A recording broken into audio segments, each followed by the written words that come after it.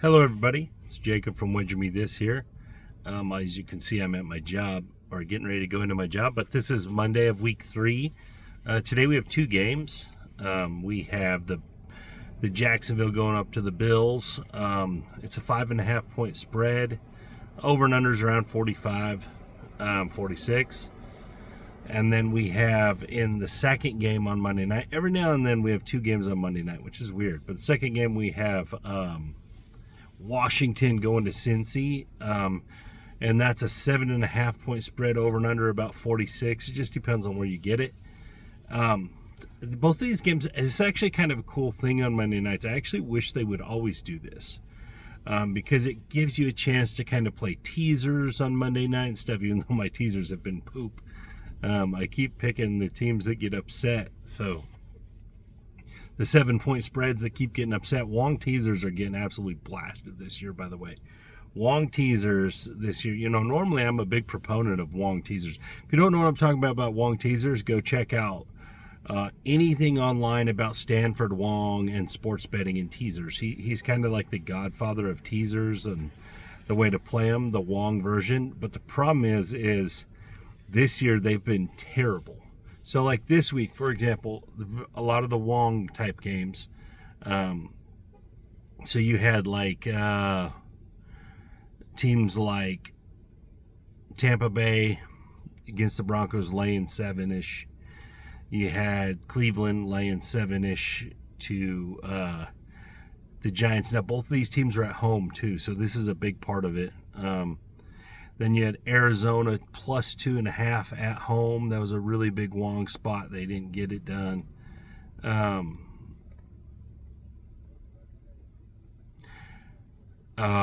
San Francisco laying 7 on the road. Not quite as big of a spot, but they lost outright.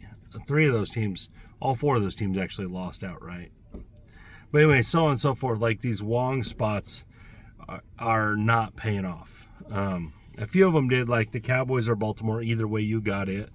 If you got the +1 either way, because it actually went both ways at one time or another, you actually hit that either way. But overall, the Wong teasers have not paid out well this year. But still, back to what I was saying about Monday nights. If there was 2 games every Monday night, it would help with like these. You could put some teasers in. It's actually one of the things I like this week. I think teasing the Bills down to win. I know it's a 6-point teaser, 5.5. I know that's kind of non-traditional, but you're just teasing them to win. And then I also like it on the Bengals side, teasing them down to 1.5. So that's one of the plays I like. You can also go with the money line parlay there. You're probably going to get a little better money, because that's what it'll work out for me. I'll actually just money line parlay it, and I'll get a little better probably on the payout than I would when I tease it, because teasers you're going to get -120, minus some places 130. Not the best, right? So that's one of the plays I really like, is the teaser tonight. Both home teams teasing those favorites down to just win, or playing a money line parlay, which is essentially the same thing in most cases. With the Bengals, you're actually gaining that 1.5 points. Probably doesn't matter. But let's just talk about the game one. The first one, Jacksonville is a mess, right? Jacksonville just doesn't really know who they are offensively. Defensively, they've been okay. But offensively, they just really don't know who they are. They don't know if they want to run the ball, throw the ball. So it's kind of just turned into 17-point outputs, right? They've scored 17 points a couple times, and I don't think Jacksonville can win consistently. I think when we see Jacksonville win, it's more of the other team losing as opposed to them winning. And I think that's kind of the case here. Really, the only potential the Bills have to lose is if they just lose the game. The Bills do. I don't really think Jacksonville comes out and beats the Bills, like handles them, dictates everything with you. I just don't see it. Plus, they're on the road. It's hard to play in Buffalo, even in the summertime or the fall, whatever, before there's snow. It's just hard to play there, especially for the Florida teams. I don't think this one is actually all that close. I think that the Bills are rolling, and they found something. They went back to the old version of the Bills where it's Josh Allen just dictates everything. And the Bills can run the ball this year. They were able to run it a little last year, and it seems to progress right to this year, with Cook just looking really good. Both the tight ends are pretty solid. Like I said, the Bills have a really good formula for Josh Allen. I think they, like I said, they just reverted back to a couple years ago when they were going to AFC title games where it was Josh Allen and then everyone else kind of fell in around him. I know they had Diggs then, but really when they were relying on Josh Allen to be everything, it was the best form of the Bills. And they've kind of went back to that. The defense is probably overachieving right now because the defense they got a lot younger, which helped, but I still think they're probably overachieving a little bit. But good news for them, they get to play Jacksonville, which is probably not going to play a lot of good offense. So I actually think the Bills cover the 5.5. So outside of the teaser, I actually think laying the 5.5 is no problem. I'm on the Bills minus the 5.5. As far as the total goes, I think that's right where it's going to be. I think the Bills probably get to 28, and then the Jaguars get to 17. Like that seems like a very realistic score to me. So the total's kind of right where it needs to be, and I'm not going to mess with it. It's too close. I do like, however, I do like Cook to have a touchdown, James Cook, and I also like James Cook to, have a combined rushing and receiving over 100 yards. So the two props I like are based on Cook. Like I said, I like him to get to the end zone. You're not going to get a good juice on this. I think last I saw it, I'm waiting a little closer to game time to hopefully bet it. Hopefully it moves. But I think it was minus 130. Not great, but he's going to get the ball, right? He's going to get a lot of touches, so I like that. And I like I said, I like his combined rushing and receiving yards over 100. The way my site reads is 100 plus. But if you get to 100, it wins. So some places are going to be like over 99.5, but the combined rushing and receiving is what I'm looking at. It's what I like in this one.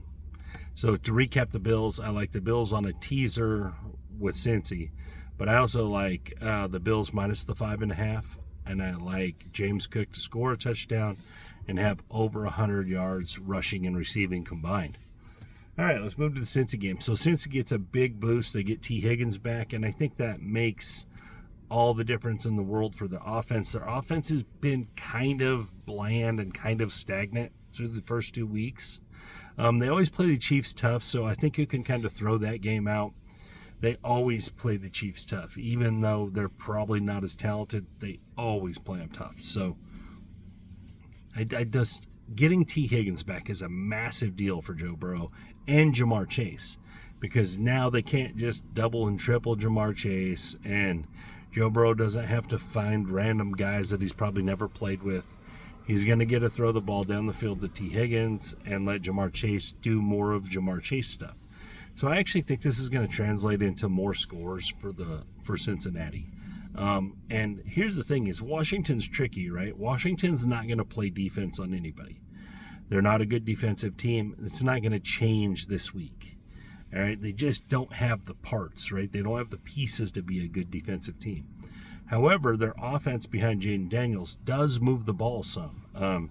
They don't necessarily score a whole bunch, but they are moving the ball because of his mobility, and they are willing to run him some. So, while I don't think that the Washington has any chance of winning the game, I do think in the first half they'll stay close. But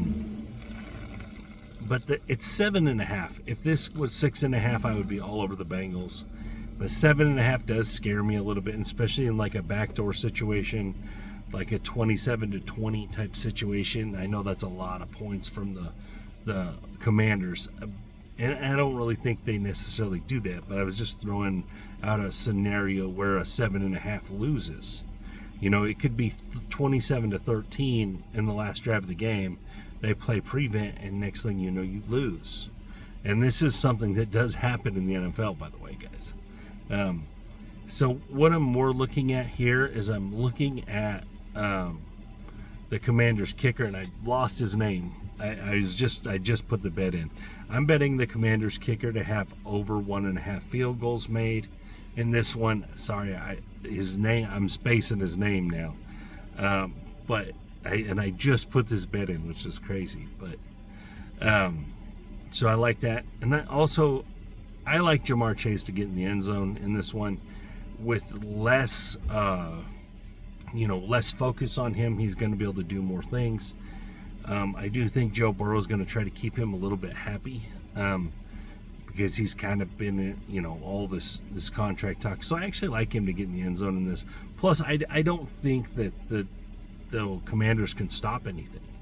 So I expect Ja'Marr Chase to also get in the end zone.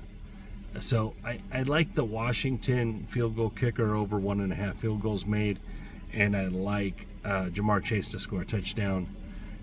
As far as T. Higgins goes, I fully expect T. Higgins to get his normal work. The problem is the props on him were a little goofy, and I didn't want to mess with them. So if you were looking for something else to play to gain a little money, you might look at Joe Burrow's touchdown passes over 1.5. I also like that. I didn't pull the trigger on it yet, but I do like it. As far as the total in the game being around 46, to get to that number, you really have to have Washington make some scores. And the Cincy defense, they're going to do okay against Daniels. So I don't know. I feel like if you're looking at that, I would be looking under. I'm not messing with that either. I do have Cincy to win on the teaser, so it's not like I'm not picking a side here. I am. I just think the 7.5 is too close to the number, and their 46, 45 there is right where it needs to be. So, really, in this Cincy game, I'm more just looking at Joe Burrow to throw more than one touchdown pass, over 1.5. I'm looking at Ja'Marr Chase to get in the end zone, and I'm looking at the kicker for Washington to make more than one field goal. I'm looking at him to make at least 2 field goals. And that's where I'm at on this one. So to recap, I like the Bills and Cincy on a teaser or a money line parlay, whichever way you do it. I like James Cook to get in the end zone, and I like James Cook over 100 rushing and receiving yards combined, and I like the Bills to cover the 5.5. In the Cincy game, I like Ja'Marr Chase to get in the end zone. I like Joe Burrow over 1.5 touchdown passes, and I like the kicker. I can't remember his name. I'm trying. The kicker for Washington to kick over 1.5 field goals, and it has to make them, guys. But anyways, guys, thank you for your time. This is Monday Night Football picks. So I'm glad 2 games is going to be a lot of fun. Y'all have a great day.